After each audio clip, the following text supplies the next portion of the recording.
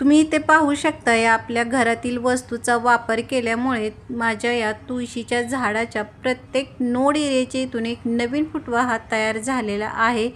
हिवाळ्यामध्ये तुळस ही सुप्तावस्थेत असल्यामुळे तिची वाढ ही होत नाही। बऱ्याच वेळा काही तुळशीची जी झाडे आहेत ती खराब होऊन सुकून जातात। मात्र जसजसा उन्हाळा चालू होतो म्हणजेच फेब्रुवारीपासून तुळशीच्या झाडावरती एक नवीन पालवी यायला सुरुवात होते। अशा वेळेस आपण जर तुळशीच्या झाडाला काही खते दिलीत, झाडाची थोडी काळजी घेतलीत, तर काही दिवसामध्येच आपली ही जी तुळस आहे ती हिरवीगार आणि डेरेदार होण्यासाठी ही मदत होते। आणि अशीही आपल्या अंगणातील तुळस पाहिली की मन अगदी प्रसन्न होऊन जाते।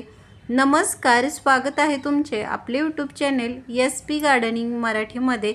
आज आपण तुळशीच्या झाडाविषयी माहिती पाहणार आहोत। तुळशीचे झाड हे हिरवेगार घनदाट होण्यासाठी आज आपण प्रत्येकाच्या आपल्या घरामध्ये असणाऱ्या ह्या दुधाचा वापर हा करणार आहोत। दूध घेताना हे आपल्याला हे कच्चे दूध घ्यायचे आहे, गरम म्हणजेच तापवलेले दूध हे घ्यायचे नाही।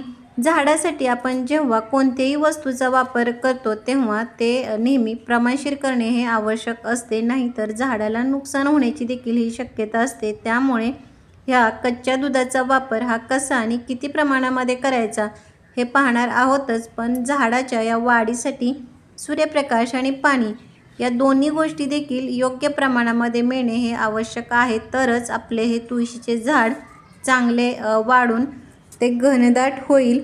तुळशीच्या झाडाच्या चांगल्या वाढीसाठी याला जास्त सूर्यप्रकाशाची देखील ही आवश्यकता नसते।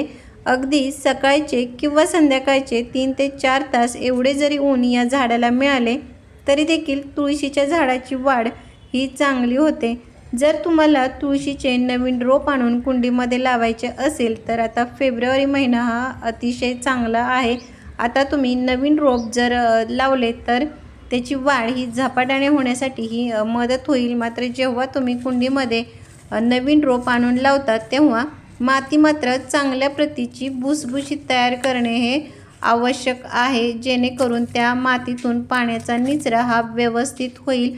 तर रोप लावण्यासाठी माती तयार करताना 40% ही साधी माती, 40% मुरमाड माती आणि 20% कोणते एखादे नायट्रोजनयुक्त खत, त्यामध्ये तुम्ही शेणखत, गांडूळ खत किंवा कंपोस्ट खताचा हा वापर करू शकता। तसेच थोडी राख किंवा हळद अशा मातीमध्ये मिक्स करावी, म्हणजे आपल्या झाडाला कीड ही लागणार नाही।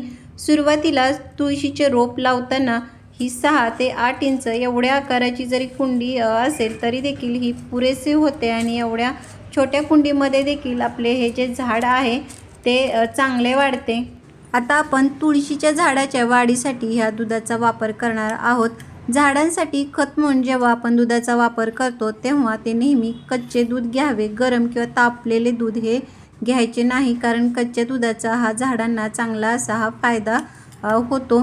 दुधामध्ये हे कॅल्शियमचे प्रमाण हे जास्ती असते, त्यामुळे याच्या वापराने आपल्या झाडाची वाढ ही चांगली होते। आता आपल्या झाडावरती जी नवीन पालवी फुटलेली आहे किंवा नवीन फुटवे येत आहेत त्याची वाढ ही वेगाने झपाट्याने होते। त्याचबरोबर तयार झालेल्या ज्या फांद्या आहेत ते सुदृढ मजबूत होण्यासाठी देखील दूध हे अतिशय उपयुक्त आहे। दुधाच्या या पाण्याचा जर तुम्ही स्प्रे तुळशीच्या झाडावरती केला तर तुळशीच्या झाडाची जी पाने आहेत ती मोठ्या आकाराची, हिरवीगार, तजेलदार देखील होण्यासाठी चांगला फायदा होतो। तर या दुधाचा वापर हा कसा आणि किती प्रमाणामध्ये करायचा, तर त्यासाठी मी या ठिकाणी 1 ग्लास हे साधे पाणी घेतलेले आहे आणि त्याच्यामध्ये फक्त अर्धा चमचा ह्या कच्चे दूध व्यवस्थित मिक्स करून घ्यायचे।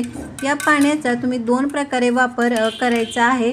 एक म्हणजे तुम्ही संपूर्ण झाडावरती हा त्याचा स्प्रे करायचा आणि जे पाणी आहे थोडे ते तुम्ही मातीमध्ये देखील खत म्हणून देऊ शकता। अशा प्रकारे तुम्ही या कच्च्या दुधाचा वापर तुळशीच्या झाडासाठी केला तर तुम्ही पाहाल काही दिवसामध्येच तुमच्या तुळशीच्या झाडावरती खूप सारे नवीन फुटवे आलेले आणि आपली तुळस ही चांगल्या प्रकारे वाढून हिरवीगार झालेली ही तुम्हाला दिसून येईल। तर कसा वाटला व्हिडिओ मला कमेंट बॉक्समध्ये नक्की सांगा। भेटूयात पुढील व्हिडिओमध्ये, तोपर्यंत बाय।